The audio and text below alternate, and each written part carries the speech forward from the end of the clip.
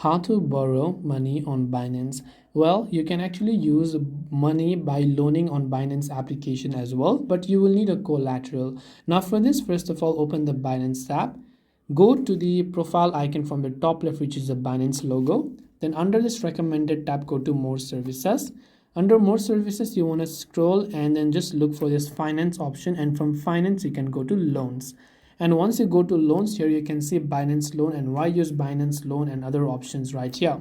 You can just click on the start borrowing option here. You can just select a flexible rate. Let's say you want to borrow, I would say, let's say 10 USDT. You will have a collateral amount of this.